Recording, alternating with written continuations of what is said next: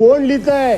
अहो लॉबीमध्ये एक सुद्धा सेक्रेटरी नाही, तुमचे मंत्री नाही, लॉबीमध्ये सेक्रेटरी नाही, डेप्युटी सेक्रेटरी नाही, ऍडिशनल सेक्रेटरी नाही. कोण आहे?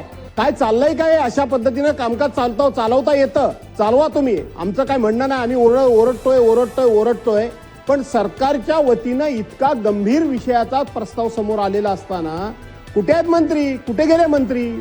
त्याची दखल कोणी घ्यायची? आता सन्मान्य सदस्य रणधीरजी सावरकरांनी हा प्रस्ताव ओपनिंग केला. त्यांनी सुद्धा सरकारी पक्षाच्या वतीनं बोलत असताना ते फार मर्यादेच्या पलीकडे जाऊन बोलू शकत नाही, परंतु प्रशासनाची मानसिकता काय ही त्यांच्या बोलण्यातून सातत्याने या ठिकाणी दिसून येत होती, की कशा पद्धतीनं लोकांच्याकडे बघण्याचा दृष्टिकोन प्रशासनाचा नकारात्मक आहे ते सांगत होते. आम्ही केवळ टीकेला टीका करण्याकरता या ठिकाणी नाही आहोत.